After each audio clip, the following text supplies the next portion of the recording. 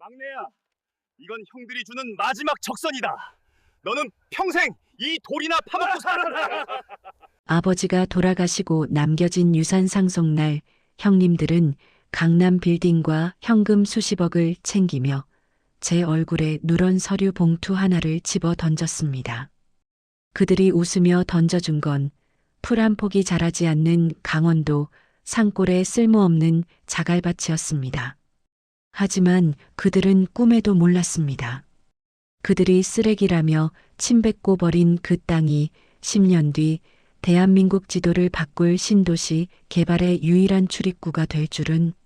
사연 시청 전 구독과 좋아요 부탁드립니다. 탁! 마른 하늘의 날벼락 같은 소리가 정적을 깼습니다. 제 가슴팍을 강하게 때리고 바닥으로 떨어진 건 누런 서류 봉투 하나였습니다. 봉투 모서리에 긁힌 쇄골 쪽이 화끈거렸지만 저는 차마 비명조차 지르지 못했습니다. 제 앞에는 검은 상복을 입은, 그러나 표정만큼은 잔칫집에 온 사람들처럼 들떠있는 세 사람. 바로 저의 형님들과 누님이 서 있었기 때문입니다. 막내야, 고맙게 생각해라. 그것도 아버지 유산이다. 형들이 의논해서 특별히 내 몫으로 챙겨둔 거야. 큰형은 비릿한 웃음을 흘리며 말했습니다. 옆에 있던 둘째 형이 이쑤시개를 씹으며 거들더군요. 그래 임마. 너 평소에 흙냄새 좋아했잖아. 아버지가 똥기저귀 찰 때 수발든 건 너니까 그 정도는 받아야지. 안 그러냐? 거울을 보며 화장을 고치던 누님마저 한마디 툭 던집니다. 아유 얘. 너 그거 팔면 밥값은 나와. 우린 바빠서 먼저 갈 테니까 뒷정리는 내가 좀 해라. 늘 하던 대로. 또각또각. 구두 굽소리가 멀어집니다. 고급 세단 세대가 굉음을 내며 장례식장 주차장을 빠져나가는 소리가 마치 제 심장을 지지기는 궤도차 바퀴 소리처럼 들려왔습니다. 텅 빈 빈소. 영정사진 속 아버지는 말이 없으시고 바닥에 덩그러니 놓인 서류 봉투만이 저를 올려다보고 있었습니다. 저는 떨리는 손으로 그 봉투를 집어들었습니다. 손끝에 닿는 종이의 감촉이 소름 끼치도록 차가웠습니다. 봉투 안에서 나온 건 강원도 춘천시 사북면 송암리산 14번지라고 적힌 등기권리증 하나. 그곳은 아버지가 생전에 귀신도 안 살 곳이라며 혀를 차던 온통 돌덩이뿐인 버려진 자갈밭이었습니다. 자갈밭? 나보고 지금 돌이나 씹어먹고 살라는 거야? 개만도 못한 인간들아. 사건의 발단은 3일 전으로 거슬러 올라갑니다. 아버지가 돌아가시던 그날 밤 병실을 지킨 건 역시나 저 혼자였습니다. 30년 동안 지방에서 국밥 장사를 하며 번 돈으로 자식들을 서울로 유학 보냈던 아버지. 큰형은 의사가 됐고 둘째 형은 건설사 임원이 됐으며 누님은 교수 사모님이 됐습니다.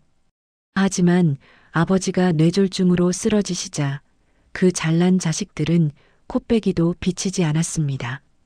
오직 고졸에 변변한 직장 없이 막노동을 전전하던 막내인 저만이 아버지의 대소변을 받아냈습니다. 병원비요? 그것도 제 몫이었습니다. 형님들은 우린 품위 유지하느라 현금이 없다며 제 전세 보증금을 빼서 병원비를 대게 했습니다. 그때는 그게 도리인 줄 알았습니다. 아버지가 눈을 감으시던 마지막 순간 아버지는 제 손을 꽉 잡으시고는 무언가 말씀하시려 했습니다. 초점 없는 눈동자가 허공을 헤매다 제 눈에 머물렀을 때 저는 보았습니다. 그건 미안함이었을까요? 아니면 원망이었을까요? 아버지는 이라는 외마디 소리만 남긴 채 숨을 거두셨습니다. 저는 그게 돌아가셨다는 뜻인 줄 알았습니다. 하지만 지금 제 손에 들린 이 등기권리증을 보니 그 돌이 무엇을 의미했는지 뼈저리게 알 것 같습니다. 장례식장 구석, 임시로 마련된 테이블에서 김 변호사는 땀을 뻘뻘 흘리며 서류를 넘겼습니다. 김 선생님, 유 원장 집행은 법적으로 아무 문제가 없습니다. 아버님께서 생전에 형제분들 합의하에 증여를 미리 해두신 거라 기가 막힌다는 말조차 나오지 않는 상황이었습니다. 서울 강남의 5층짜리 메디컬 빌딩은 큰형 명의로, 경기도 판교의 아파트 2채와 현금 30억은 둘째 형과 누님 명의로 이미 넘어가 있었습니다. 제가 병원에서 아버지 기저귀를 갈고 욕창이 생길까봐 밤새 등을 주무르던 그 시간에 그들은 치매 기가 있는 아버지를 꼬드겨 인감도장을 찍게 했던 겁니다. 변호사님, 이게 말이 됩니까? 제가 5년을 모셨어요. 형님들은 명절 때 얼굴 한번 안 비쳤다고요. 근데 저한테 주는 게 고작 평당 1,000원도 안 하는 이 맹지라고요? 그게 큰형님께서 말씀하시길 막내 동생은 생활력이 강해서 큰 돈을 주면 오히려 망가진다고, 아버지 뜻을 받들어 자립심을 길러주려는 거라고. 자립심? 지들은 부모 피 빨아먹고 커서 늙은 부모 등골까지 빼먹은 주제에 나한테 자립심을 운운해? 이 사기꾼 같은 놈들. 내 눈에서 피눈물 나게 했으면 니들 눈엔 피고름이 흐를 줄 알아라. 변호사도 도망치듯 자리를 떴습니다. 육개장 국물이 말라붙은 식탁 위에 저 혼자 남겨졌습니다. 국화꽃 향기가 이렇게 역겨운 줄 처음 알았습니다. 벽에 걸린 아버지의 영정사진이 저를 내려다보고 있습니다. 평소 무뚝뚝하셨던 아버지. 막내인 제가 공부를 못한다고, 형들 발끝도 못 따라온다고 타박만 주셨던 아버지. 그래도 마지막 가시는 길엔 저를 챙겨주실 줄 알았습니다. 최소한 제가 살던 전세방 보증금 정도는 남겨주실 줄 알았습니다. 그런데 남은 건 빚 5천만 원과 차도 들어가지 못하는 강원도 산골의 자갈밭 3,000평뿐이었습니다. 화장터의 불길 속으로 아버지의 관이 들어갈 때 형님들은 울지 않았습니다. 오히려 누님은 아이고 이제 속 시원하다며 작은 목소리로 중얼거리는 걸 제가 들었습니다. 그때 맹세했습니다. 지금 흘리는 내 눈물이 언젠가 저들의 비명소리로 바뀔 것이라고. 하지만 현실은 냉혹했습니다. 장례가 끝나자마자 저는 살던 집에서 쫓겨났습니다. 형님들이 병원비 명목으로 가져간 보증금을 돌려주지 않았기 때문입니다. 갈 곳이 없었습니다. 수중에 남은 돈이라곤 주머니 속 꼬깃꼬깃한 5만 원짜리 몇 장과 그 빌어먹을 등기권리증뿐. 며칠을 찜질방에서 전전하다가 저는 홀린 듯 강원도행 버스에 몸을 실었습니다. 마지막으로 내 땅이나 한번 보고 죽자는 심정이었습니다. 버스터미널에 내려서도 한참을 걸어 들어간 산골짜기. 가시덤불을 헤치고 멧돼지가 다닐 법한 오솔길을 지나 마주한 제 땅은 상상보다 더 처참했습니다. 흙보다 돌이 더 많은 땅. 홈이 한번 내리찍으면 챙 하고 쇳소리가 나며 손목이 꺾일 것 같은 말 그대로 버려진 땅이었습니다. 경운기를 몰고 지나가던 동네 이장이 멈춰서서 혀를 찹니다. 어이, 젊은 양반. 거기서 뭐해? 거긴 농사 못 지어. 예전에 어떤 미친 사람이 밭 일구려다 호미만 100개 부러뜨리고 도망간 데야. 쯧쯧. 이장의 말이 비수처럼 꽂혔습니다. 형님들의 비웃음 소리가 이 산골짜기까지 따라와 메아리치는 것 같았습니다. 똥기저귀 간가, 주제 파악, 자립심. 그 단어들이 머릿속에서 윙윙거리며 춤을 췄습니다. 저는 털썩 자갈밭 위에 주저앉았습니다. 엉덩이의 배기는 뾰족한 돌멩이의 감촉이 생생했습니다. 눈앞이 캄캄했습니다. 여기서 뭘 할 수 있을까? 그냥 여기서 확 죽어버릴까.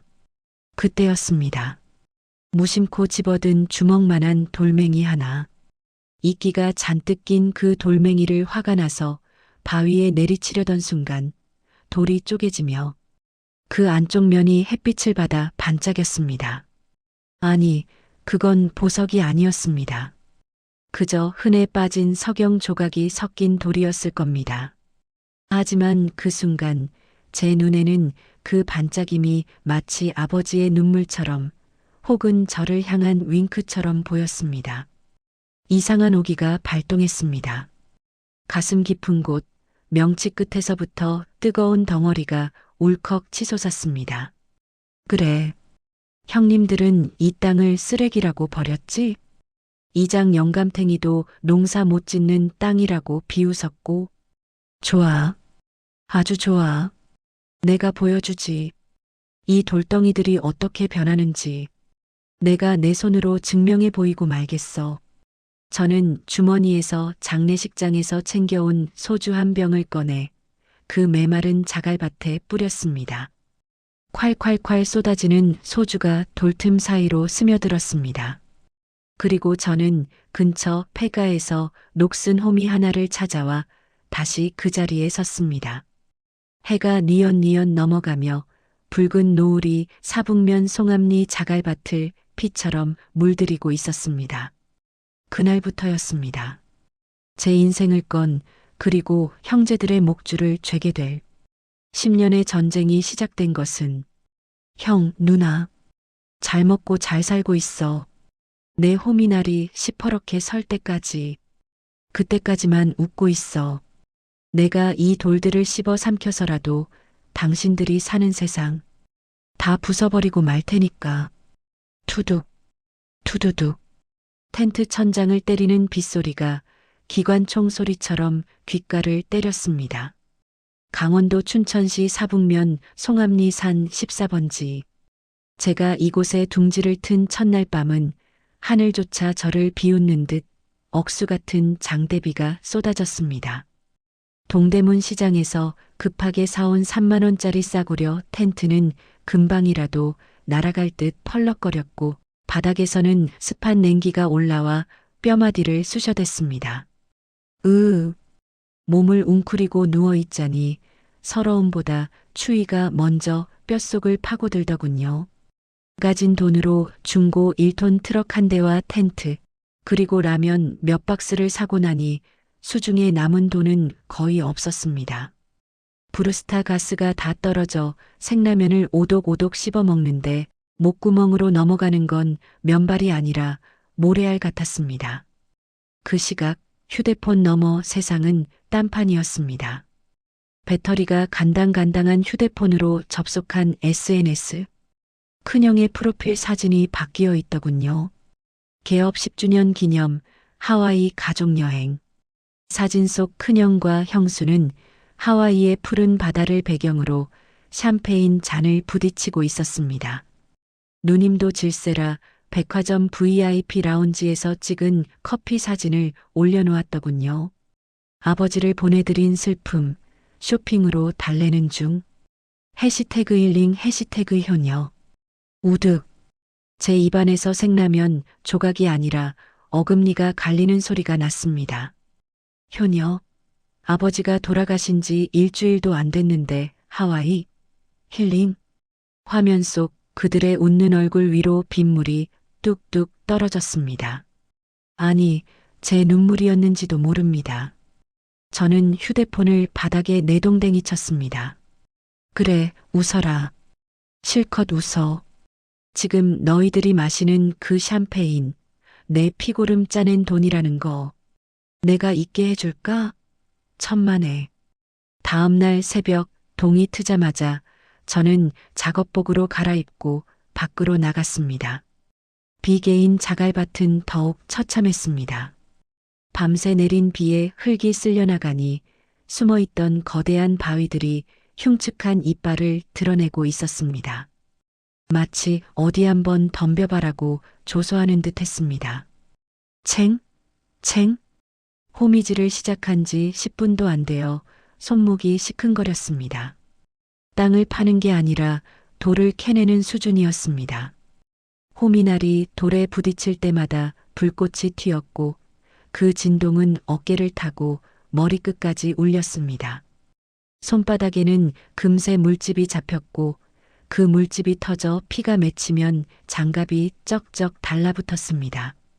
오전 내내 팠지만 고작 한 평 남짓한 공간의 돌을 골라냈을 뿐입니다. 그 옆에는 제 키만 한 돌무더기가 쌓였습니다. 지나가던 등산객들이 저를 보고 수군거렸습니다. 저 사람 뭐 하는 거야? 여기서 무슨 농사를 짓겠다고. 미쳤나 봐. 딱 봐도 노숙자인데? 네, 미친놈 맞습니다. 멀쩡한 서울 생활 놔두고 돌밭에 기어들어온 미친놈. 하지만 저는 멈출 수 없었습니다. 돌 하나를 드러내 옆으로 던질 때마다 저는 주문처럼 속삭였습니다. 이건 큰형이다. 이건 둘째 형이다. 이건 누나다. 돌덩이 하나하나가 저를 무시했던 그들의 얼굴처럼 느껴졌으니까요. 그렇게라도 하지 않으면 당장이라도 휘발유를 들고 서울로 뛰어올라가 불을 질러버릴 것 같았거든요. 일주일이 지났을 무렵 마을 이장님이 경운기를 끌고 다시 올라왔습니다. 짐칸에는 먹다 남은 듯한 막걸리 한 병과 김치전 몇 조각이 실려 있었습니다. 어이 서울 양반. 아직도 안 갔어? 독하구만 독해. 이장님은 혀를 차며 막걸리를 건넸습니다. 저는 흙투성이가 된 손으로 잔을 받아 단숨에 들이켰습니다. 시큼한 막걸리가 식도를 타고 넘어가자 그제야 뱃속의 뜨거운 불덩이가 조금 가라앉는 듯 했습니다. 이장님, 이 땅 진짜 아무것도 안 됩니까? 제 물음에 이장님은 담배를 피워 물며 밭을 휘둘러 보았습니다. 여긴 원래 화전민들도 버리고 간 땅이야. 흙심지력이 없어서 콩 하나 심어도 비실비실해. 게다가 저 큰 바위들 봐라. 저거 포크레인 불러도 못 빼. 그냥 포기해. 몸 상하기 전에. 포기하라. 평생 들어온 말입니다. 공부가 안 되니 대학 포기해라. 사업할 머리 안 되니 장사나 해라. 돈 없으니 결혼 포기해라. 형제들에게 세상에게 늘 듣던 그 말을 이 산골짜기에서조차 들어야 한다니. 아니요. 포기 안 합니다. 뭐? 이 돌들 제가 다 씹어 먹어서라도 옥토로 만들 겁니다. 두고 보세요. 제 눈빛이 어찌나 살벌했던지 이장님은 흠칫 놀라며 뒷걸음질 쳤습니다. 그날부터 제 일과는 전쟁이었습니다. 새벽 4시 기상, 달빛의 의지에 돌을 나릅니다. 해가 중천에 뜨면 땀이 비 오듯 쏟아져 눈을 뜰 수가 없었습니다. 탈진해서 쓰러지면 텐트 그늘에서 30분 쪽잠을 자고 다시 일어났습니다. 가장 힘들었던 건 외로움도 가난도 아니었습니다. 바로 의심이었습니다. 한 달이 지나고 두 달이 지나도 자갈밭은 끝이 보이지 않았으니까요. 캐내고 캐내도 땅속에서는 계속 돌이 솟아올랐습니다. 마치 지구가 저를 거부하며 돌을 토해내는 것 같았습니다. 어느 날 밤 과로로 인한 고열에 시달리며 텐트에 누워 있는데 밖에서 부스럭거리는 소리가 들렸습니다. 멧돼지인가 싶어 낫을 들고 나갔는데 놀랍게도 너구리 한 마리가 제가 먹다 남긴 라면 냄비를 뒤지고 있더군요. 저와 눈이 마주친 너구리는 도망가지도 않고 저를 빤히 쳐다봤습니다. 그 눈망울이 꼭 저를 동정하는 것 같았습니다. 그 순간 참았던 설움이 폭발했습니다. 너도 내가 웃음이야? 너도 내가 거지 같아 보여? 저는 낫을 집어던지고 흙바닥에 주저앉아 엉엉 울었습니다. 칠흑 같은 어둠 속 산짐승 소리만 요란한 그곳에서 50살 넘은 사내가 어린애처럼 통곡했습니다. 아버지가 보고 싶었습니다. 왜 저에게 이런 시련을 주셨는지 원망스러웠습니다. 차라리 그냥 돈 몇 푼 주시지 왜 이딴 돌덩이들을 주셔서 사람을 이렇게 비참하게 만드십니까? 그렇게 한참을 울다가 고개를 들었을 때였습니다. 눈물에 젖은 시야로 달빛을 받은 땅의 표면이 보였습니다. 제가 2달 동안 죽기 살기로 돌을 골라낸 그 작은 귀퉁이, 고작 100평 남짓한 그곳만이 다른 곳과 달리 부드러운 흙살을 드러내고 있었습니다. 달빛을 머금은 그 흙은 마치 검은 비단처럼 보였습니다. 저는 홀린 듯 다어가 흙을 한 줌 쥐었습니다. 까슬까슬한 자갈은 사라지고 촉촉하고 부드러운 감촉이 손바닥을 감쌌습니다. 냄새를 맡아보았습니다. 비릿한 흙내음 속에 미세하지만 생명의 냄새가 섞여 있었습니다. 그때 깨달았습니다. 이 땅은 죽은 땅이 아니었습니다. 그저 두꺼운 돌 갑옷을 입고 숨을 죽이고 있었을 뿐입니다. 형제들이 겉모습만 보고 버린 이 땅의 진짜 속살은 이렇게나 비옥하고 따뜻했습니다. 그래, 너도 나랑 같구나. 겉만 보고 다들 무시했지? 속은 이렇게 알찬데. 저는 흙을 쥔 손을 가슴에 품었습니다. 심장이 쿵쿵 뛰기 시작했습니다. 막연한 오기가 확신으로 바뀌는 순간이었습니다. 단순히 농사를 짓는 게 아닙니다. 이건 제 인생을 다시 심는 일입니다.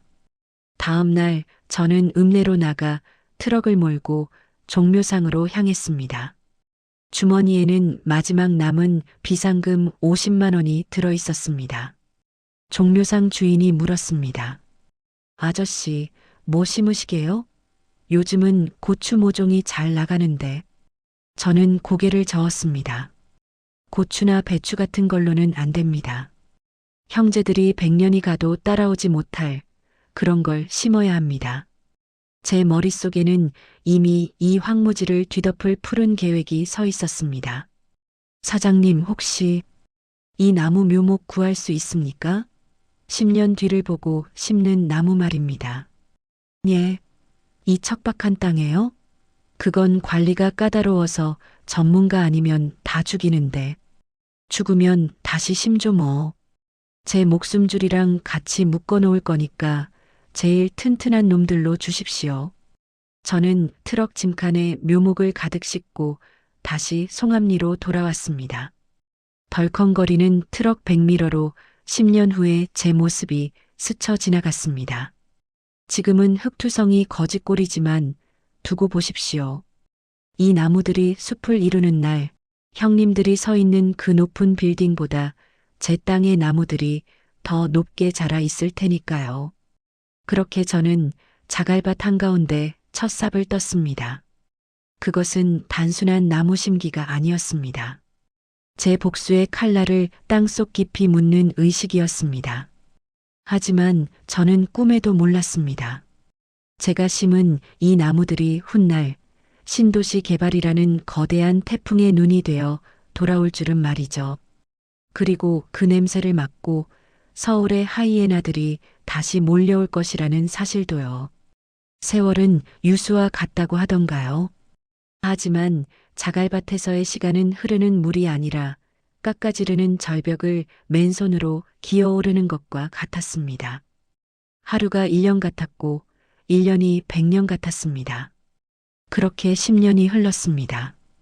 강원도 춘천시 사북면 송암리 산 14번지. 사람들이 귀신 나오는 돌산이라 부르던 그곳은 이제 지도에서도 알아볼 수 없을 만큼 변해 있었습니다. 제 손바닥은 거북이 등껍질처럼 딱딱하게 굳어 훈장 같은 굳은 살이 박였고 검게 그을린 얼굴에는 깊은 주름이 패였습니다. 하지만 제 눈빛만큼은 20대 청년보다 더 형형하게 빛나고 있었습니다. 지난 10년간 저는 낮과 밤이 다른 이중 생활을 했습니다. 해가 떠 있는 동안에는 읍내 공사판이나 남의 밭일을 나가 품삯을 벌었습니다. 어이 김씨, 거기 벽돌 좀 더 날라. 십장의 고함에도 저는 군말 없이 등짐을 졌습니다. 묘목 살 돈, 비료 살 돈, 그리고 3,000평 땅에 쏟아부을 기름값을 벌기 위해서였죠. 사람들은 저를 송암리 독종이라 불렀습니다. 점심시간에 다들 막걸리 한 잔 걸치고 늘어질 때도 저는 구석에 쭈그리고 앉아 흙 성분 분석 책을 읽거나 전지 가위질 연습을 했으니까요. 가끔 동료들이 저러다 제명에 못 살지 하며 혀를 찼지만 저는 속으로 웃었습니다. 당신들은 하루 벌어 하루 살지만 나는 10년 뒤를 산다. 그리고 해가 지면 저는 제 땅으로 돌아와 진짜 농사를 시작했습니다. 제가 심은 것은 일반적인 유실수가 아니었습니다. 바로 조경수, 그 중에서도 최고급으로 쳐주는 특수 소나무 장송화 이팝나무였습니다. 처음 3년은 지옥이었습니다. 돌을 골라낸 자리에 흙을 채우고 묘목을 심었지만 절반 이상이 말라 죽었습니다. 물이 부족해서가 아니었습니다. 땅 밑에 깔린 거대한 안반층 때문에 뿌리가 뻗어나가지 못했기 때문입니다. 죽어가는 나무를 볼 때마다 제 살점이 떨어져 나가는 것 같았습니다. 한 번은 밤새 폭우가 쏟아져 애써 심은 묘목들이 토사에 휩쓸려 내려간 적도 있었습니다. 진흙탕에 처박혀 엉엉 울면서 떠내려가는 나무들을 건져 올려 다시 심었습니다. 미안하다. 내가 못나서 너희를 생지옥에 데려왔구나. 제발 사람만 다오. 저는 밤새 곡괭이질을 해서 안반을 깨부수고 산 아래 계곡에서 물을 지게로 퍼 날랐습니다. 어깨 살가죽이 벗겨져 피가 흐르고 무릎 연골이 닳아 소리가 날 정도였습니다. 겨울에는 나무들이 얼어 죽을까봐 지프로 하나하나 옷을 입혀주고 심지어 제 텐트 안으로 어린 묘목들을 들여와 끌어안고 자기도 했습니다. 그렇게 5년이 지나자 기적이 일어났습니다. 살아남은 나무들이 무섭게 뿌리를 내리기 시작한 겁니다. 돌틈 사이를 비집고 들어간 뿌리는 강철보다 단단해졌고 척박한 환경을 이겨낸 나무들의 자태는 온실 속 화초와는 비교도 안 될 만큼 기품 있고 강인해졌습니다. 마치 저를 닮아가는 듯 했습니다. 어느새 제 땅 3,000평은 푸른 소나무와 하얀 이팝나무 꽃으로 뒤덮인 비밀의 정원이 되어 있었습니다. 바람이 불 때마다 소량기가 진동했고 이팝나무 꽃잎이 눈처럼 흩날렸습니다. 그 장관을 혼자 보기 아까울 정도였지만 저는 철저히 이 땅을 숨겼습니다. 외부에서 보이지 않도록 가장자리에는 가시덤불을 그대로 남겨두었죠. 아직은 때가 아니었으니까요. 반면 서울에서 들려오는 소식은 정반대였습니다. 가끔 읍내 다방에서 마주친 고향 친구들이 전해주는 형제들의 근황은 가관이었습니다. 야, 너 소식 들었냐? 내 큰형 병원 뉴스에 났잖아. 대리 수술하다가 걸려서 영업 정지당하고 합의금 때문에 건물 급매로 내놨다던데? 근데 그 건물이 경매로 넘어갔대. 둘째 형은 더 심해. 무슨 다단계 코인인가 뭔가 한다고 설치다가 지인들 돈까지 다 말아먹고 사기죄로 고소당했대. 지금 아파트 2채 다 날리고 월세방 전전한다더라. 누나는 남편이 젊은 여자랑 바람나서 이혼 소송 중이라며 위자료는커녕 빚만 떠안고 쫓겨나게 생겼다던데. 그 이야기를 들을 때마다 제 가슴 한구석이 뻥 뚫리는 것 같으면서도 한편으론 씁쓸했습니다. 아버지가 평생 시장 바닥에서 육수 냄새 배어가며 모은 돈이었습니다. 그 피 같은 돈을 고작 10년 만에 그렇게 허공에 날려버리다니. 역시 공짜 점심은 체하기 마련인가 봅니다.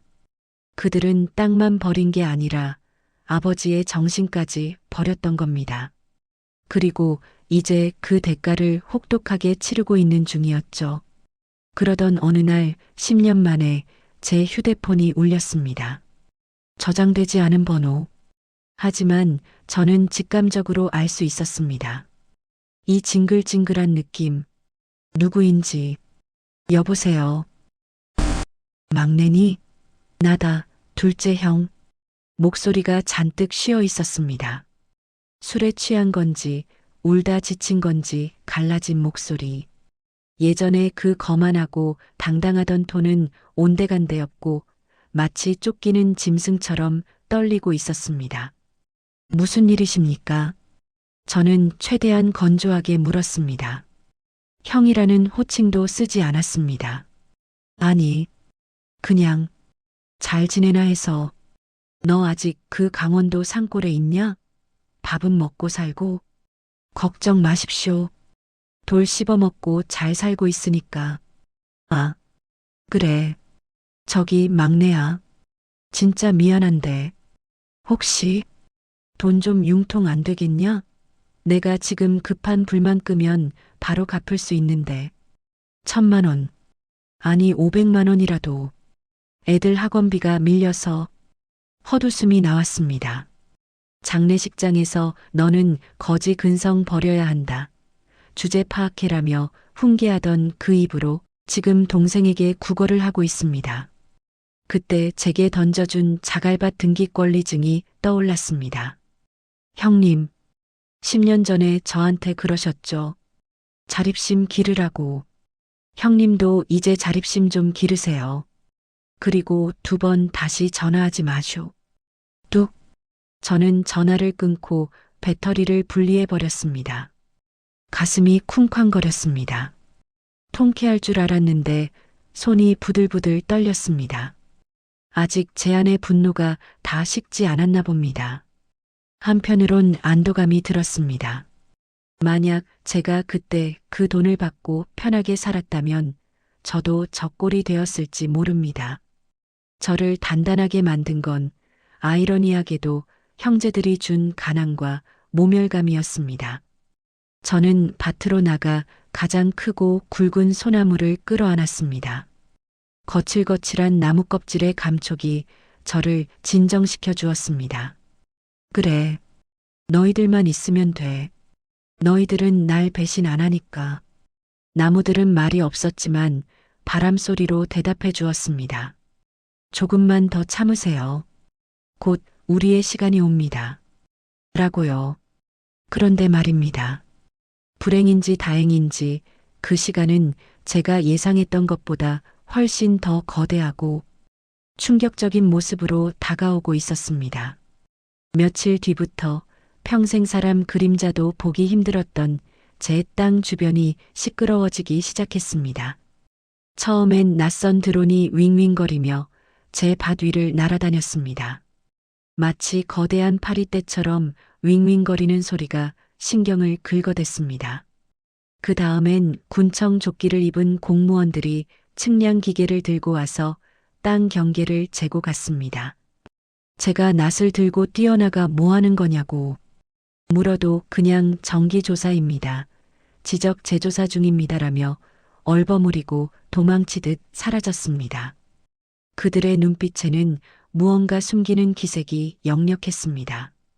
그리고 결정적으로 번쩍이는 양복을 빼입은 낯선 사내들이 검은 세단을 타고 흙먼지를 날리며 들이닥쳤습니다. 그들은 10년 전 형제들이 탔던 것과 비슷한 고급차에서 내려 제 텐트 앞까지 걸어왔습니다. 구두에 흙이 묻자 인상을 찌푸리면서 명함을 내밀더군요. XX 부동산 컨설팅 대표 박성훈. 사장님, 땅 주인 되시죠? 여기 경치 좋네요. 혹시 이 땅 파실 생각 없으십니까? 저희가 시세보다 2배, 아니 3배 쳐드리겠습니다. 현금으로 바로 싸드립니다. 그의 눈빛은 번들거리고 있었습니다. 마치 굶주린 하이에나가 피냄새를 맡고 먹잇감을 발견했을 때의 눈빛. 10년 전 형님들의 눈에서 봤던 그 탐욕스러운 눈빛과 똑같았습니다. 직감이 경고음을 울렸습니다. 단순히 나무가 탐나서 온 게 아니다. 무언가 있다. 이 버려진 자갈밭에 내가 모르는 엄청난 비밀이 숨겨져 있다. 안 팝니다. 돌아가세요. 에이 사장님, 그러지 마시고. 평당 10만 원. 어때요? 이 맹지를 누가 그 가격에 사겠습니까? 로또 맞으신 거예요. 이 돈이면 읍내 아파트 한 채 사고도 남습니다. 평당 10만 원? 10년 전 평당 1,000원도 안 하던 땅이니 100배가 오른 셈입니다. 보통 사람이라면 덥석 물었겠죠. 하지만 저는 호미를 꽉 쥐고 그들을 노려봤습니다. 내 땅에선 내 허락 없이 풀 한 포기도 못 건드립니다. 당장 꺼져. 안 그러면 경찰 부를 거야. 제 기세에 눌린 그들은 나중에 후회하실 겁니다. 좋은 기회 차버리는 거예요 라는 말을 남기고 차를 돌렸습니다. 하지만 그들이 남기고 간 건 단순한 협박이 아니었습니다. 그것은 곧 닥쳐올 태풍의 전조였습니다. 그날 밤 저는 잠을 이룰 수 없었습니다. 멀리서 들려오는 늑대 울음소리가 마치 다시 저를 뜯어먹으러 오는 형제들의 울음소리처럼 들렸기 때문입니다. 그리고 다음 날 아침, 대한민국을 뒤흔든 뉴스 속보가 터졌습니다.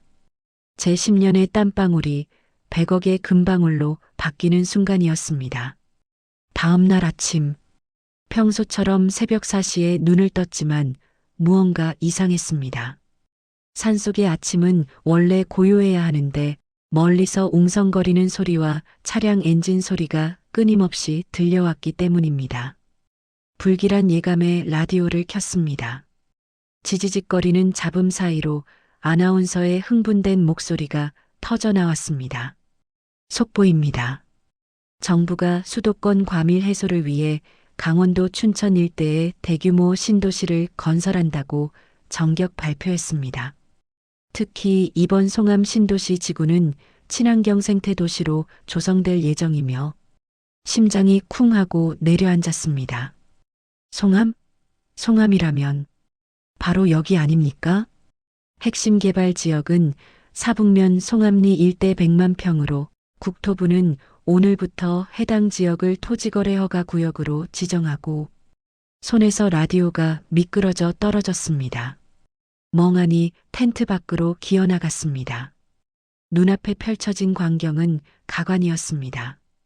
평소엔 개미 새끼 한 마리 없던 진입로에 방송국 중계차와 취재 차량들이 줄지어 서 있었고 드론 수십 대가 벌떼처럼 하늘을 뒤덮고 있었습니다. 그때 어제 왔던 그 부동산 컨설턴트 박 대표가 헐레벌떡 뛰어 올라왔습니다.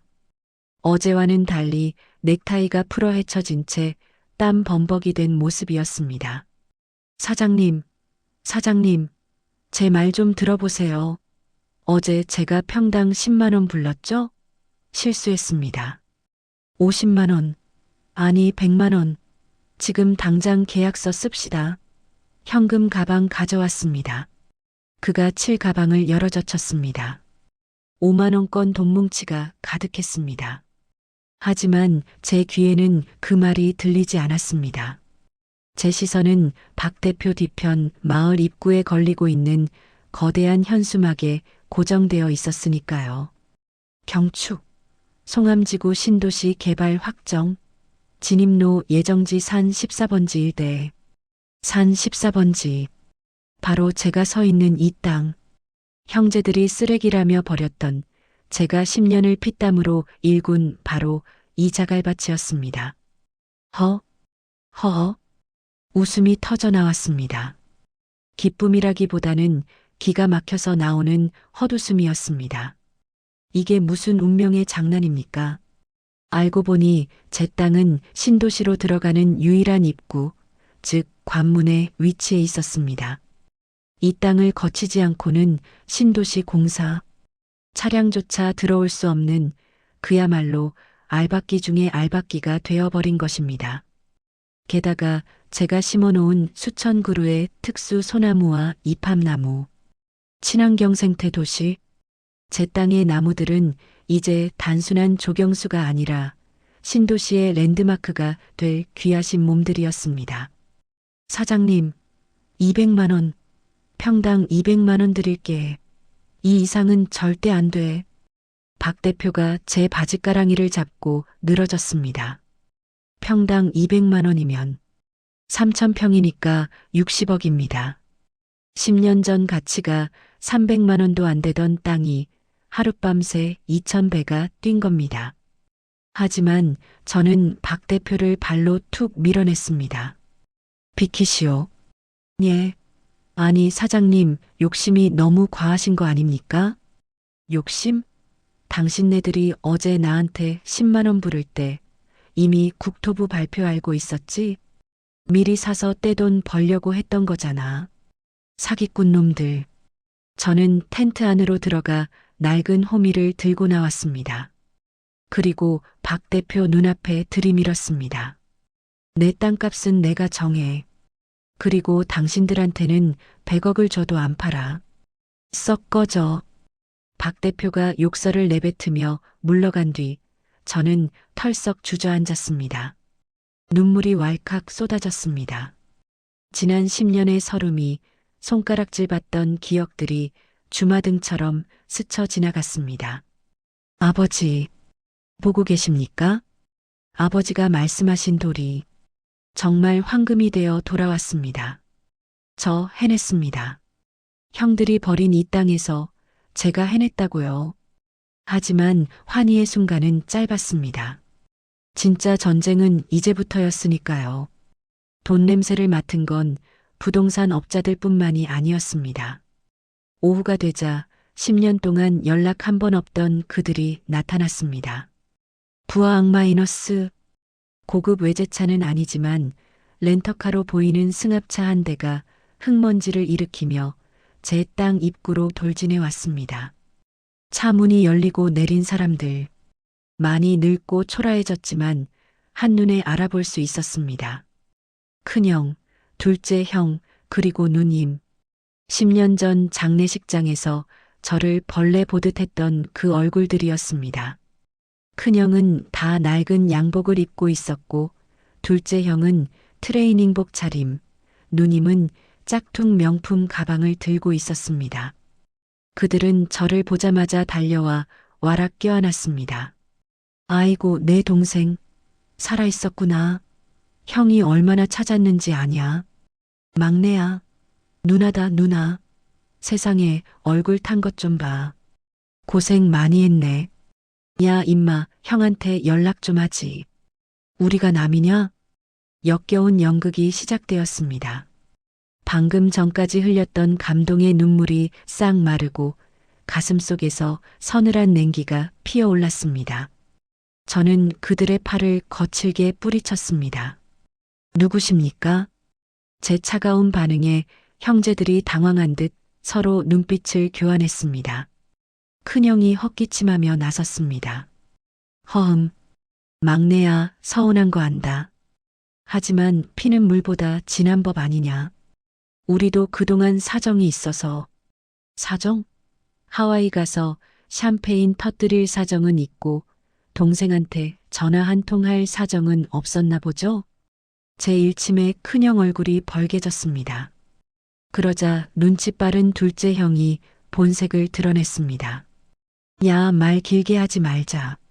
뉴스 봤다. 여기 개발된다며? 축하한다. 근데 너도 알다시피 이 땅 아버지 유산이잖아. 엄밀히 말하면 우리 모두의 재산이지. 뭐라고요?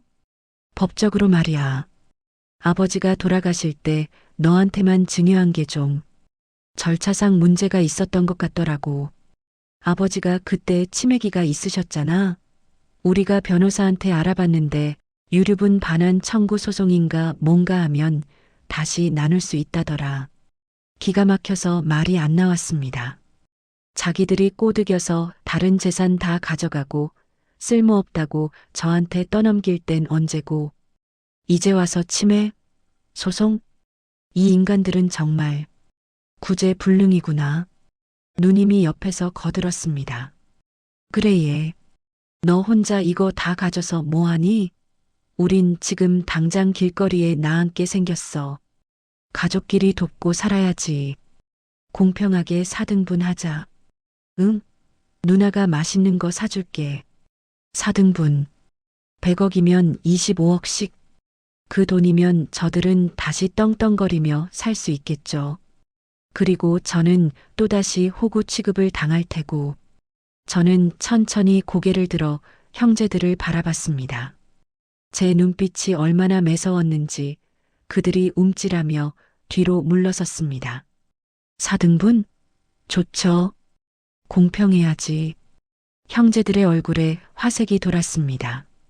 그래. 역시 우리 동생이야. 근데 형님들, 하나 잊으신 게 있네요. 저는 주머니에서 다 낡아서 너덜너덜해진 작은 수첩 하나를 꺼냈습니다. 그리고 텐트 안쪽 깊숙한 곳에서 먼지 쌓인 카세트 테이프 녹음기도 가져왔습니다.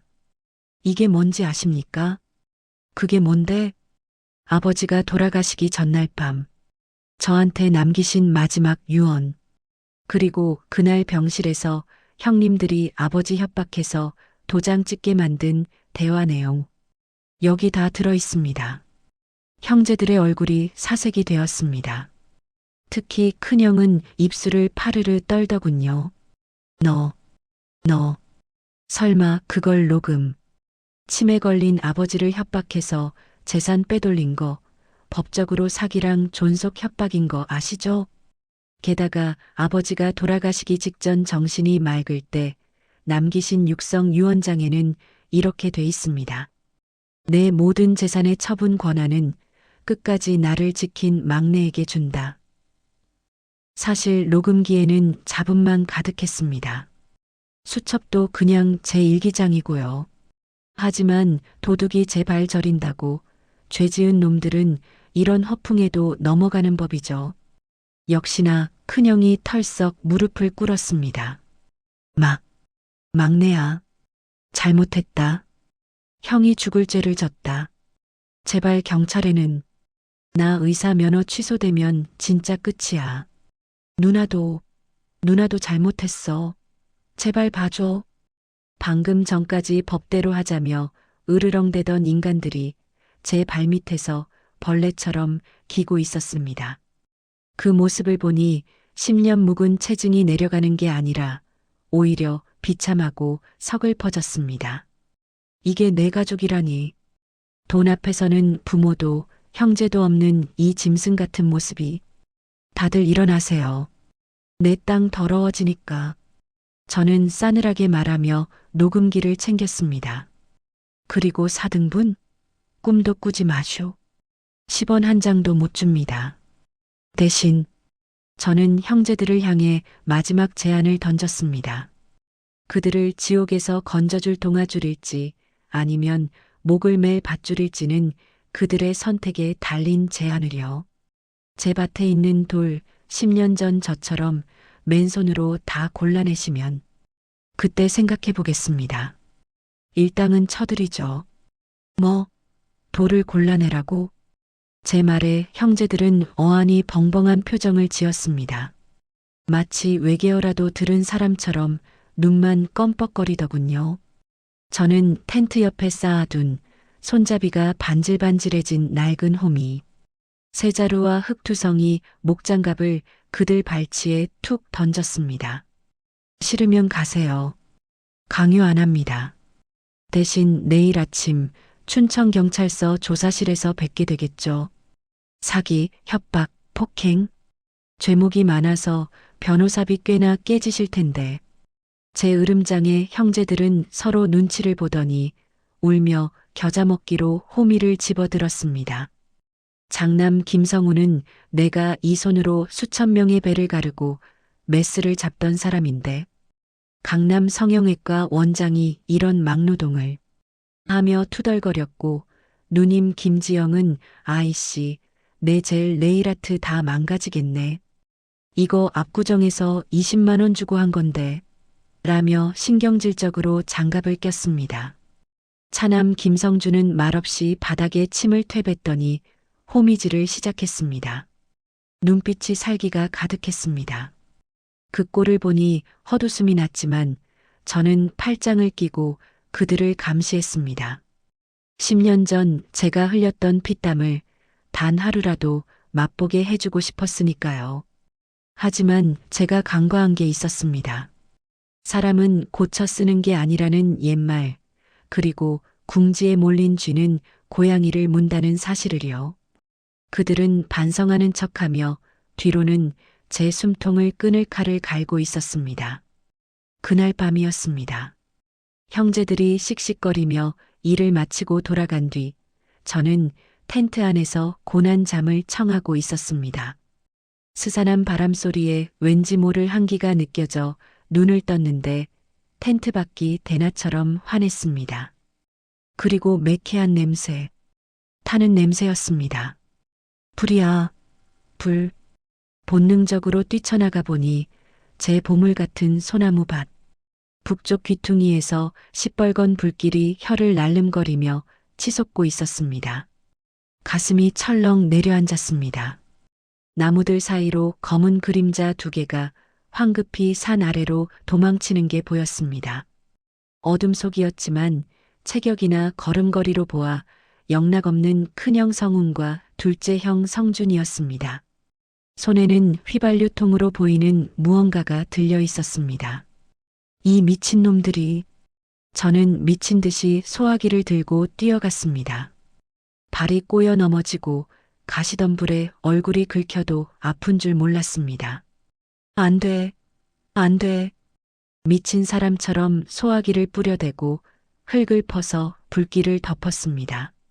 다행히 어제 비가 와서 땅이 젖어 있었고 초기에 발견해서 산불로 크게 번지지는 않았습니다.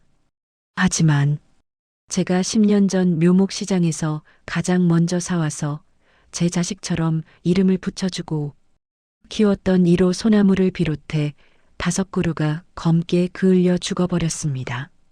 껍질이 타들어가며 내는 타닥타닥 소리가 마치 나무들의 비명 소리처럼 들렸습니다. 저는 숫덩이가 된 나무를 부여잡고 오열했습니다. 미안하다. 미안하다. 그때 휴대폰이 울렸습니다. 발신 번호 표시 제한. 여보세요. 민재야. 불장난 구경 잘했냐? 따뜻하지? 변조된 목소리였지만 비열한 말투는 숨길 수 없었습니다. 둘째 형 성준이었습니다. 이게 무슨 짓이야? 당신들 미쳤어? 이건 방화야. 살인 미수라고. 증거 있어? 우리가 했다는 증거 있냐고. 산짐승이 건드렸거나 내가 실수했겠지. 그리고 그러게 좋게 말할 때 4등분 했으면 좋잖아. 내가 가진 그 녹음기 변호사한테 알아봤는데 증거 능력 없어. 우리가 아니오라고 잡아떼면 그만이야. 그의 목소리는 여유가 넘쳤습니다. 그리고 이어진 말은 저를 얼어붙게 만들었습니다. 그리고 민재야, 너 큰 실수했더라. 내가 심은 그 나무들. 산지 전용 허가받고 심은 거냐? 아니지. 그냥 맹지에 내 맘대로 심은 거지. 그거 산지관리법 위반이야. 우리가 민원 넣으면 어떻게 되는지 알아? 너 보상금은커녕 원상복구 명령 떨어지고 징역 살 수도 있어. 100억? 꿈 깨라. 넌 범죄자 되고 땡전 한 푼 못 건져. 아차 싶었습니다. 머리를 망치로 얻어맞은 것 같았습니다. 지난 10년간 저는 법을 몰랐습니다. 그저 내 땅이니까 내 맘대로 나무를 심으면 되는 줄 알았습니다. 허가 없이 임의로 개간을 하고 나무를 심은 것. 그동안은 아무도 관심 없는 버려진 땅이라 문제가 안 됐지만 이제는 상황이 달랐습니다. 보상금 수령 자격 자체가 박탈될 수도 있는 치명적인 약점. 저놈들이 그걸 귀신같이 찾아내어 제 목을 조여오기 시작한 겁니다. 내일 아침까지 인감도장 가지고 강남에 있는 법무법인 태산으로 와라. 상속재산분할 합의서에 도장 찍어. 그러면 우리가 민원 안 넣고 형질 변경 허가 사후 승인받는 법 알려줄 테니까. 안 그러면 내일은 밭 전체가 잿더미가 될 줄 알아. 알겠어? 뚝. 전화가 끊겼습니다. 다리에 힘이 풀려 주저앉았습니다. 눈앞이 캄캄했습니다. 10년을 버텼는데 온갖 고생 다하며 지켜왔는데 결국 법이라는 이름 앞에 그리고 저 악기 같은 형제들의 폭력 앞에 무릎 꿇어야 하는 건가? 세상은 왜 이렇게 불공평합니까? 착하게 살려고 발버둥 치는 놈은 벼랑 끝으로 밀어넣고 악마 같은 놈들은 법을 이용해서 더 잘 먹고 잘 살다니요. 다음 날 아침 아니나 다를까 춘천시청 산림과 공무원들이 들이닥쳤습니다. 민원이 들어와서 나왔습니다. 여기 불법 형질 변경하셨네요? 이거 심각합니다. 원상 복구 명령 내려질 거고요. 나무들 다 베어내셔야 합니다. 안 그러면 강제 이행금 부과됩니다. 원상 복구, 나무를 다 베어내라니. 그 말은 제 10년의 인생을, 제 영혼을 다 갈아엎으라는 사형 선고나 다름없었습니다. 그 공무원들 뒤에는 의기양양한 표정의 형제들이 팔짱을 끼고 서 있었습니다. 큰형 성훈이 제게 다가와 어깨를 툭툭 치며 귓속말을 하더군요. 민재야, 봤지? 세상은 돈 있고 배운 놈들이 이기는 거야. 너 같은 무식한 노가다꾼이 낄 판이 아니라고. 순순히 내놓으면 우리 형제가 선처해 줄게. 어차피 너한텐 과분한 돈이었어. 피가 거꾸로 솟았습니다. 주머니 속에 호미를 쥔 손이 부들부들 떨렸습니다. 지금 당장 저 호미를 꺼내 저 비열한 면상을 찍어버리고 싶었습니다. 심장이 쿵쾅거려 터질 것 같았습니다. 하지만 그러면 저는 살인자가 되고 모든 게 끝장납니다. 저들이 원하는 게 바로 그겁니다. 제가 이성을 잃고 폭주해서 스스로 자멸하는 것. 시간 줄 테니까 잘 생각해봐. 오후 2시까지다. 그들은 킬킬거리며 차를 타고 돌아갔습니다. 흙먼지가 제 얼굴을 덮었습니다. 저는 검게 탄 소나무 그루터기 옆에 엎드려 통곡했습니다. 하늘이 무너지는 것 같았습니다. 법도 돈도 힘도 없는 제가 할 수 있는 게 아무것도 없었습니다. 아버지, 보고 계십니까? 저놈들이 제 자식 같은 나무를 태우고 제 피를 말리고 있습니다. 저보고 어쩌란 말입니까? 그냥 저놈들한테 다 져버리고 저는 이 산에서 목매달고 죽어버릴까요? 절망의 끝자락에서 죽고 싶은 심정으로 멍하니 하늘을 올려다보다가 문득 아버지가 돌아가시기 전날 밤 제 손에 몰래 쥐어주셨던 차가운 금속의 감촉이 떠올랐습니다. 너무 오래돼서 잊고 있었던 녹슨 열쇠 하나. 아버지는 산소호흡기를 낀 채 힘겹게 그 열쇠를 주시며 말씀하셨습니다. 혹시라도 정말 힘들 때 송암리 그 헌집에 가보거라. 송암리 헌집? 이 자갈밭 구석 가시덤불에 가려진 곳에는 다 무너져가는 폐가가 한 채 있었습니다. 예전 화전민이 살던 집이라는데 지붕이 반쯤 무너져 내려 저는 귀신 나올까봐 근처에도 가지 않았고 텐트에서만 지냈었죠. 설마 그 폐가에 저는 지푸라기라도 잡는 심정으로 텐트 구석에 처박아뒀던 배낭을 뒤졌습니다. 10년 묵은 먼지 속에서 붉게 녹슨 열쇠가 나왔습니다. 저는 홀린 듯 폐가로 향했습니다. 가시덤불이 제 옷을 찢고 살을 파고들었지만 아픔도 느껴지지 않았습니다. 거미줄을 걷어내고 들어간 폐가는 곰팡이 냄새와 먼지투성이었습니다. 무너진 석가래 아래 방 한가운데에 낡은 자개장 하나가 덩그러니 놓여 있었습니다. 어릴 적 시골 할머니 댁에서나 보던 그 자개장. 떨리는 손으로 열쇠 구멍에 열쇠를 꽂았습니다. 제발, 제발 맞아라. 딸깍. 둔탁하지만 명쾌한 소리와 함께 10년 동안 잠겨있던 자물쇠가 풀렸습니다.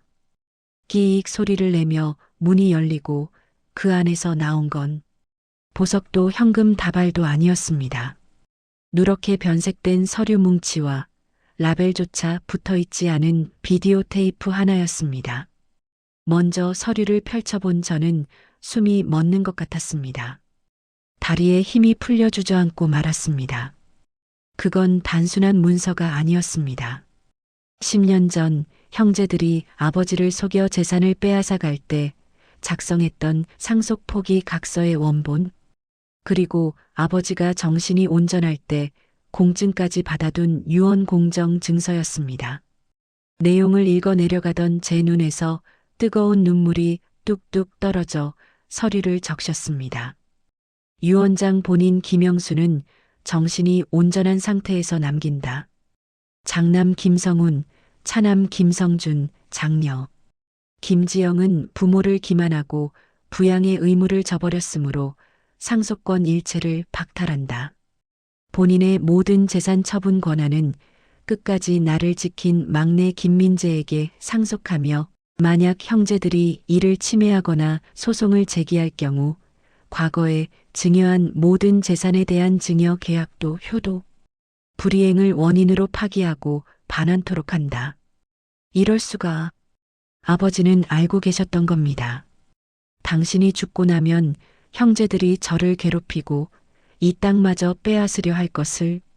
그래서 가장 쓸모없어 보이는 이 땅, 아무도 거들떠보지 않을 이 폐가 속에 형제들을 단번에 제압할 수 있는 진짜 보물을 숨겨두셨던 겁니다. 형제들이 쓰레기 땅이라고 비웃으며 저를 이곳으로 내쫓은 것이 오히려 저를 이 보물지도로 인도한 셈이 되었습니다. 그리고 비디오 테이프? 집에 비디오 플레이어가 없어 당장 확인할 순 없었지만 직감했습니다. 이 안에는 아버지가 돌아가시기 직전 변호사 몰래 직접 카메라를 켜고 남기신 영상 편지, 그리고 형제들이 아버지를 협박하는 장면이 찍힌 결정적 증거가 들어있을 것이 분명했습니다.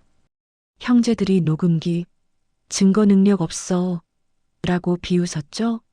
하지만 공증받은 유언장과 본인이 직접 찍은 영상은 다릅니다. 이건 법적으로 그 누구도 뒤집을 수 없는 완벽한 핵폭탄이었습니다. 아버지. 저는 유언장을 가슴에 품고 엎드려 울었습니다. 바보 같은 아버지. 이런 걸 준비해 두셨으면서 왜 말 한마디 안 하시고 혼자 끙끙 앓다가 가셨습니까? 자식들끼리 싸울까봐 끝까지 형들에게 기회를 주시려고 숨겨두신 겁니까?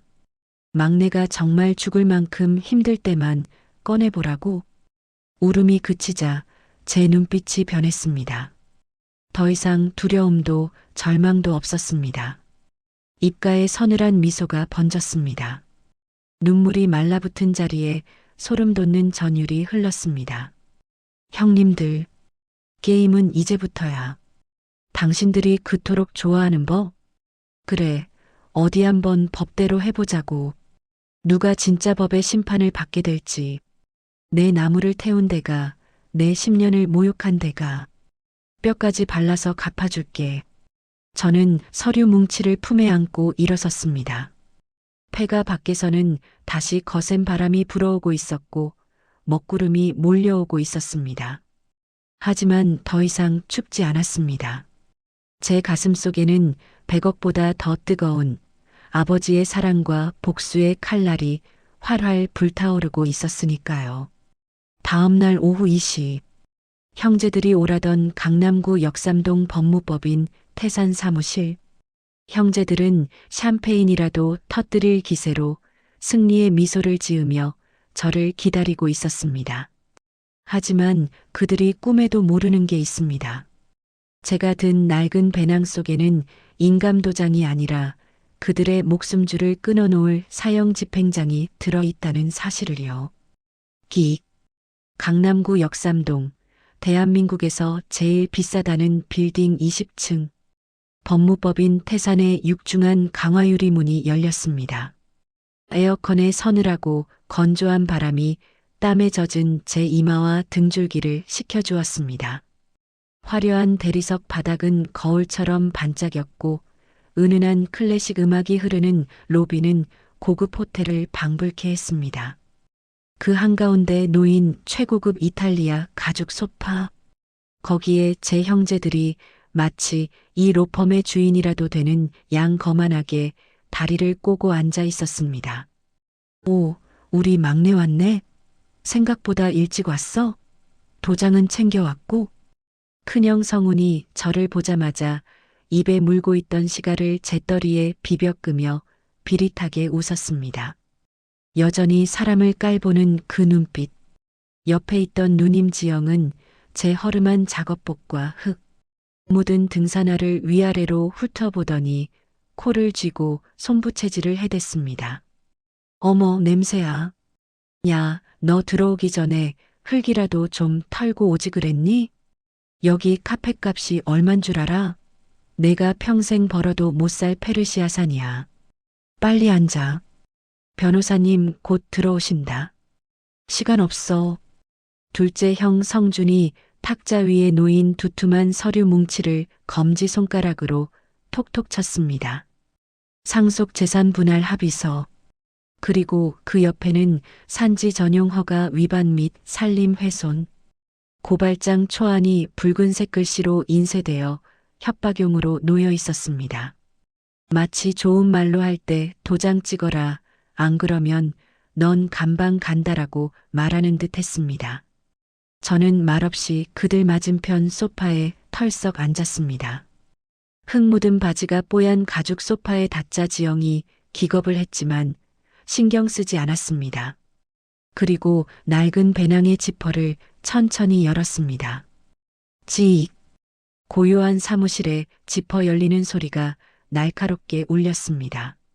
자, 여기 합의서에 도장 찍으면 되는 거지? 인주 어딨어? 그래. 역시 우리 막내가 눈치가 빨라.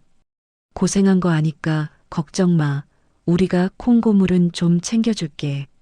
한 1억 정도면 읍내에서 국밥집 하나는 차릴 수 있잖아. 밥은 먹고 살아야지. 성훈이 득달같이 달려들어 몽블랑 만년필을 내밀었습니다.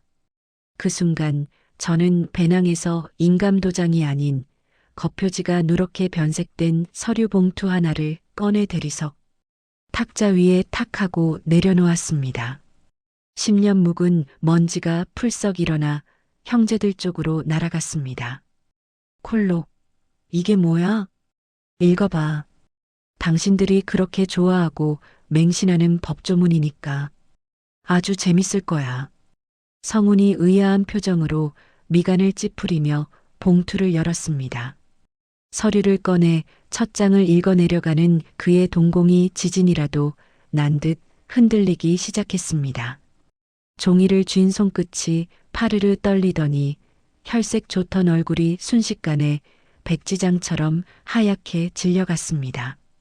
입술이 달싹거렸지만 목소리가 나오지 않는 듯 했습니다. 이게 어떻게 내가 이걸 오빠 왜 그래? 뭔데 그래? 도장 안 가져왔대? 답답해하던 지영이 성훈의 손에서 서류를 낚아채서 읽었습니다.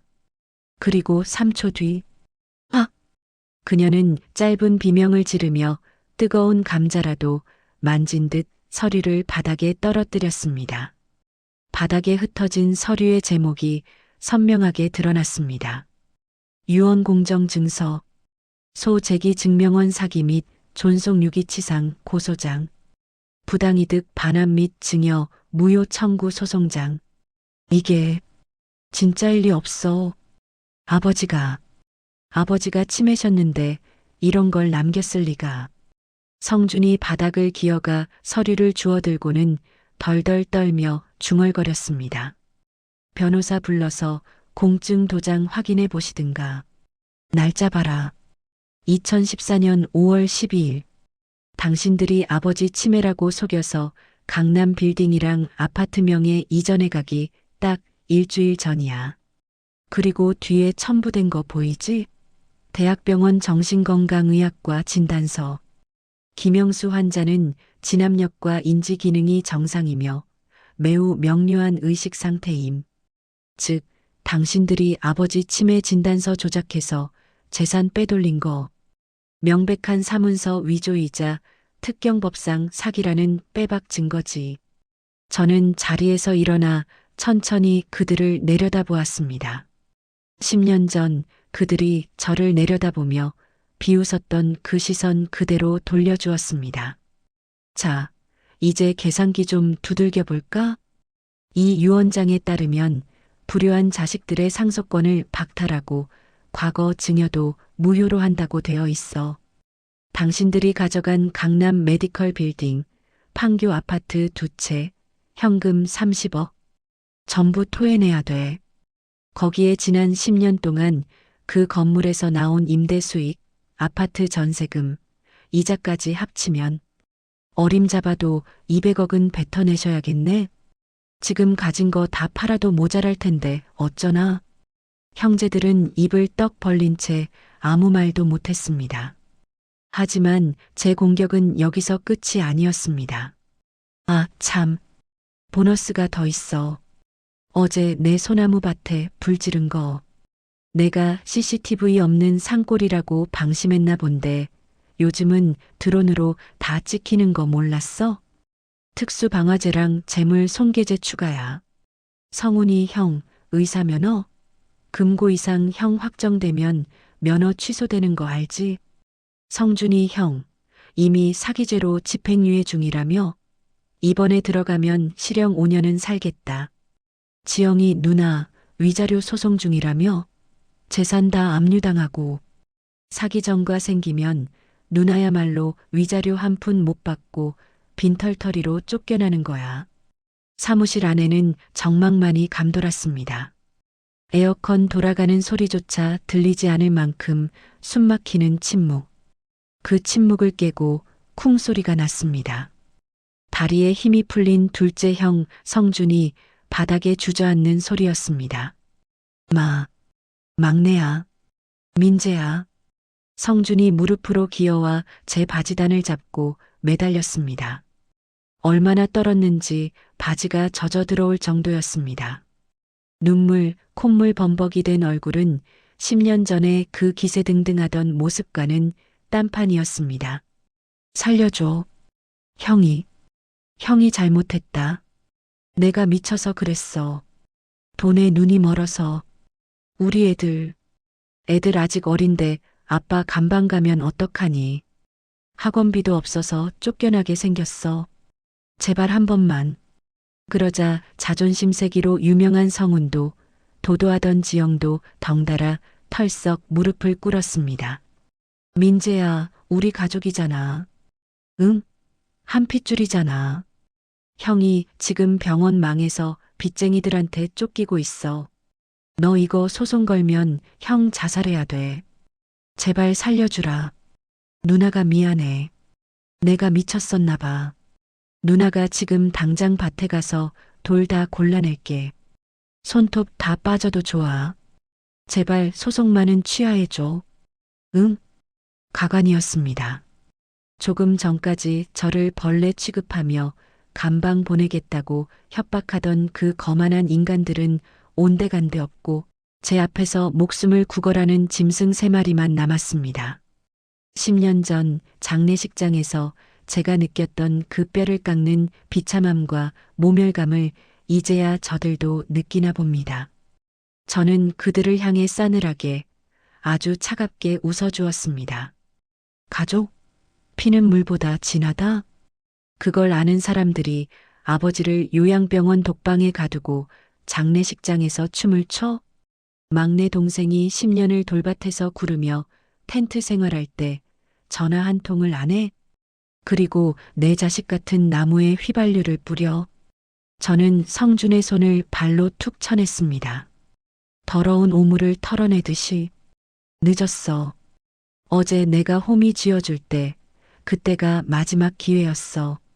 지금 내 귀엔 당신들 울음소리가 10년 전 당신들이 내 얼굴에 던진 서류 봉투 소리, 장례식장을 빠져나가던 그 경쾌한 구두 굽소리처럼 들리거든. 하나도 안 슬퍼. 그때 사무실 문이 벌컥 열리고 법무법인 태산의 대표 변호사가 비서들과 함께 들어왔습니다. 그는 난장판이 된 사무실 꼴을 보고 당황하며 물었습니다. 아니, 김 원장님, 이게 무슨 추태입니까? 다른 의뢰인들도 계신데. 제가 먼저 입을 열었습니다. 변호사님, 이 사람들 변호 맡으시게요? 수임료는 받으셨습니까? 여기 이 소송장 보시면 아시겠지만 이거 100% 지는 싸움입니다. 게다가 이 사람들 지금 빈털털이에요. 당신들한테 줄 수임료는커녕 당장 내일 점심 사 먹을 돈도 없을 겁니다. 제가 지금부터 이 사람들 전 재산 가압류 신청 들어갈 거거든요. 변호사는 제가 내민 유언장과 소송 서류를 빠르게 훑어보더니 안경을 고쳤으며 형제들에게 아주 사무적이고 차가운 목소리로 말했습니다. 원장님, 죄송하지만 이거는 저희가 맡기 곤란하겠습니다. 승소 가능성이 전혀 없네요. 그리고 밀린 자물료 입금 안 되시면 더 이상 상담 진행 어렵습니다. 나가주시죠. 보안팀. 이 사기꾼 변호사 놈아. 우리가 너한테 준 돈이 얼만데 사람을 이렇게 내쳐? 성훈이 악을 쓰며 대들었지만 덩치 큰 보안요원 2명이 양쪽에서 팔을 잡고 질질 끌어냈습니다. 지영은 하이힐이 벗겨진 줄도 모르고 울며불며 끌려나갔고 성주는 바닥에 대자로 뻗어버티다가 들려나갔습니다. 아이고 아버지, 우리가 잘못했습니다. 민재야, 제발 한 번만. 복도 끝까지 형제들의 통곡 소리가 처량하게 울려 퍼졌습니다. 하지만 그 누구도 그들을 동정하지 않았습니다. 저는 바닥에 떨어진 제 낡은 배낭을 툭툭 털어 둘러매고 유유히 로펌을 빠져나왔습니다. 강남대로에 뜨거운 햇살이 쏟아졌습니다. 눈이 부셨습니다. 10년 전 빈털터리가 되어 쫓겨나듯 이 거리를 걸을 때는 세상이 온통 잿빛이었는데 지금은 온 세상이 눈부신 황금빛으로 보였습니다. 주머니 속에 휴대폰이 진동했습니다. 국토부 신도시 보상 담당 사무관이었습니다. 네, 김민재입니다. 네. 보상금 협의요? 가능합니다. 100억 뭐 좋습니다. 단 절대 양보 못할 조건이 하나 있습니다. 제 땅에 있는 나무들, 3,000그루의 소나무와 이팝나무들, 단 한 그루도 베지 말고 다치지 않게 신도시 중앙공원 조경수로 그대로 써주십시오. 그 나무들은 제 10년이자 제 아버지의 영혼이니까요.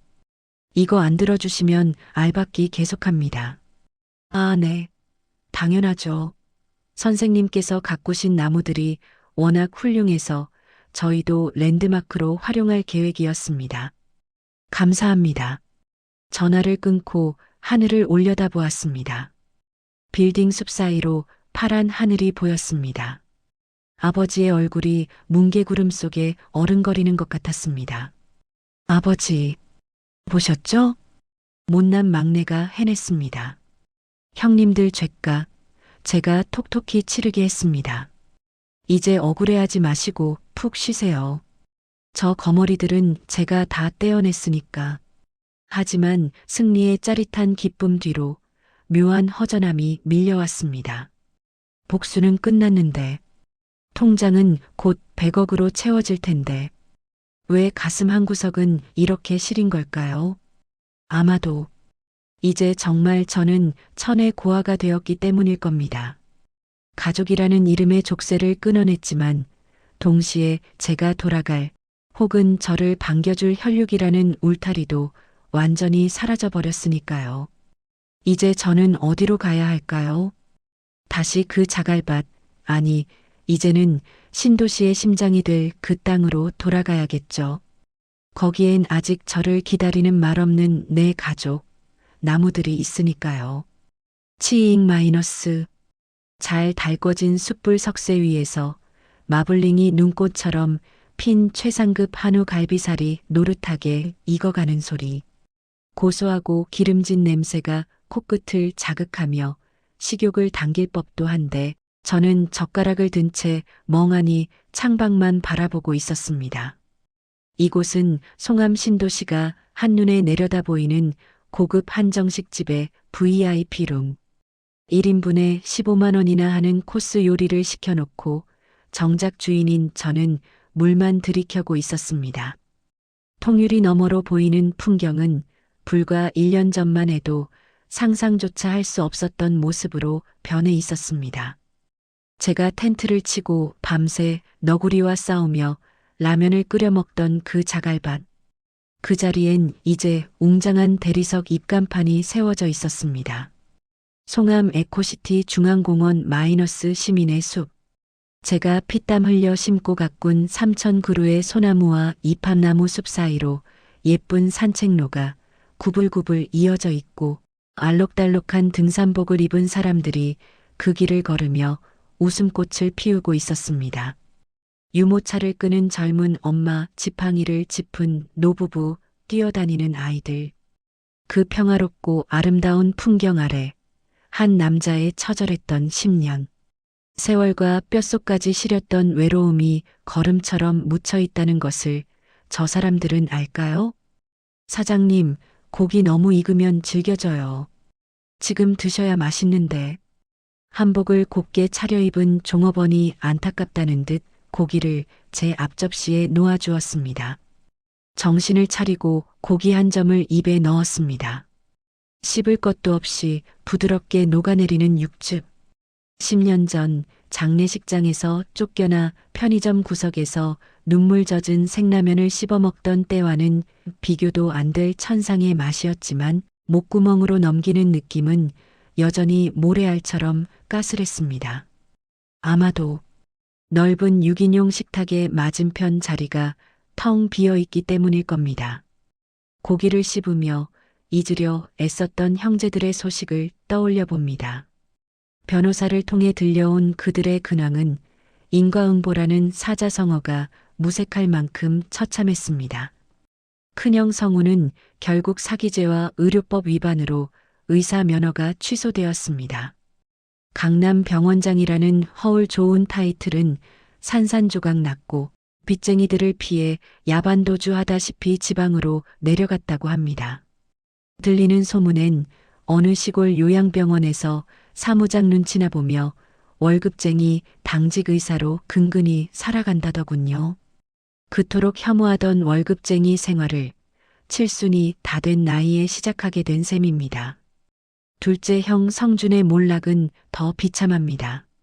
제 소나무 밭에 불을 질러 산림보호법 위반 및 특수재물손괴, 거기에 기존의 사기 혐의까지 더해져 징역 2년의 실형을 선고받았습니다. 지금쯤 차디찬 감방 바닥에서 콩밥을 먹으며 10년 전 제게 던져줬던 자갈밭, 등기권리증을 생각하며 땅을 치고 후회하고 있겠죠. 누님 지영은 위자료 소송에서 완패했습니다. 제가 제기한 부당이득 반환 청구 소송으로 인해 그녀 명의로 되어 있던 모든 재산과 계좌가 동결되었고 결국 빈털터리가 되어 남편 집에서 쫓겨났습니다. 평생 손에 물 한 방울 안 묻히고 살던 그녀가 지금은 경기도 외곽의 24시간 해장국집에서 설거지와 서빙 알바를 하고 있다고 합니다. 그녀가 그토록 아끼던 20만 원짜리 젤 네일 아트는 이제 독한 세제와 수세미질로 다 벗겨졌겠지요. 제가 너무 잔인한가요? 혈육인데 그래도 먹고 살 길은 터줬어야 하지 않느냐고 묻는 사람도 있었습니다. 하지만 저는 단호했습니다. 제가 돌려받은 재산 그리고 소송을 통해 받아낸 그들의 은닉 재산까지 합쳐 약 250억 원. 저는 그 돈에서 제 몫을 제외한 전액을 독거노인 지원재단과 결식아동 급식재단에 기부해버렸습니다. 형제들의 호주머니로 들어갈 돈은 단 1원도 남기지 않았습니다. 그게 아버지가 하늘에서 바라시던 진정한 상속이자 정의라고 믿었기 때문입니다. 찌잉 마이너스. 주머니 속 휴대폰이 짧게 진동했습니다. 화면을 켜니 은행 알림 문자가 와 있었습니다. 입금 125억 원 토지 보상금 잔금 및 지작물 보상금. 통장에 찍힌 0의 개수를 세어보았습니다. 1, 10, 100, 1000, 125억. 평생 만져보지도 못한, 아니 상상조차 해본 적 없는 천문학적인 액수가 제 손안에 들어왔습니다. 이제 저는 무엇이든 할 수 있습니다. 최고급 펜트하우스도, 벤틀리 같은 명차도, 세계 일주도 마음만 먹으면 지금 당장 할 수 있습니다. 그런데 이상하게도 가슴 벅찬 환희나 기쁨보다는 깊은 안도감이, 그리고 안도감 뒤로는 끝을 알 수 없는 쓸쓸함이 파도처럼 밀려왔습니다. 식사를 대충 마치고 식당 밖으로 나왔습니다. 어느새 해가 뉘엿뉘엿 서산으로 넘어가며 붉은 노을이 신도시 전체를 황금빛으로 물들이고 있었습니다. 10년 전 제가 땡전 한 푼 없이 녹슨 호미자루 하나 들고 처음 이 땅에 섰던 그날 저녁의 노을처럼 말입니다. 그때는 절망의 붉은빛이었는데 오늘은 승리의 금빛이네요. 저는 천천히 걸어 공원 안으로 들어갔습니다. 제가 심은 가장 크고 오래된 소나무, 제 마음속으로 아버지 나무라고 이름 붙였던 그 나무 앞에 섰습니다. 거칠거칠한 나무 껍질을 손바닥으로 쓰다듬어 보았습니다. 따뜻했습니다. 마치 아버지의 거친 손등을 만지는 것 같았습니다. 아버지, 저 잘했죠? 형제들 밥그릇 뺏었다고 너무 나무라지는 마세요. 대신 더 배고픈 사람들 밥그릇 채워줬으니까 칭찬해 주셔야 합니다. 나무는 말이 없었지만 바람에 흔들리는 솔잎소리로 그래, 고생했다. 내 새끼라고 대답해 주는 것 같았습니다. 눈시울이 뜨거워졌습니다. 100억이라는 돈보다 이 나무 한 그루가 주는 위로가 더 컸습니다. 벤치에 앉아 지나가는 사람들을 구경했습니다. 행복해 보이는 가족들. 저에게도 가족이 있었죠. 비록 지금은 남보다 못한 사이가 되어 뿔뿔이 흩어졌지만요. 미움도 관심이고 증오도 사랑의 다른 이름이라고 했던가요? 지난 10년간 저를 버티게 한 힘은 아이러니하게도 형제들에 대한 복수심이었습니다. 그들을 이기겠다는 도끼 하나로 돌을 파내고 나무를 심었으니까요. 이제 그 목표가 사라지고 나니 마음 한구석에 구멍이 뚫린 듯 허전한 건 어쩔 수 없나 봅니다. 하지만 후회는 없습니다. 썩은 살은 도려내야 새 살이 돋는 법이니까요. 그때 산책하던 젊은 부부와 꼬마 아이가 제 앞을 지나갔습니다. 아이가 고사리 같은 손으로 제 소나무를 가리키며 말했습니다. 우와, 아빠, 이 나무 진짜 크다. 이거 누가 심었어? 산신령님이 심었나? 아이 아빠가 웃으며 대답했습니다. 글쎄, 아마 아주 부지런하고 나무를 사랑하는 훌륭한 정원사님이 심으셨겠지? 그분 덕분에 우리가 이렇게 좋은 공기 마시고 사는 거야. 감사하다고 인사할까? 응, 나무야 고마워. 정원사님 고맙습니다. 아이는 허공을 향해 배꼽 인사를 했습니다.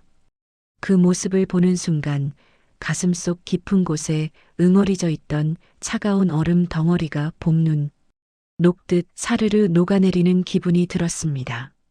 눈물이 왈칵 쏟아질 뻔했습니다. 그래, 그거면 됐다. 재벌, 수백억 자산가, 땅 부자, 그런 껍데기 같은 타이틀은 이제 필요 없다. 나는 그냥 아무도 거들떠보지 않던 돌밭을 맨손으로 일궈 숲을 만든 사람. 세상에서 가장 미련하고 우직하게 나무를 심은 정원사. 그리고 아버지의 유산을 돈이 아닌 생명으로 지켜낸 자랑스러운 아들. 그거면 충분하다. 그것이 내 인생의 진짜 성적표다. 저는 자리에서 일어나 옷매무새를 다듬었습니다. 바람이 불어와 제 희끗희끗한 머리카락을 헝클어뜨렸습니다. 이제 어디로 갈까요? 강남의 타워 팰리스? 화려한 호텔? 아니요.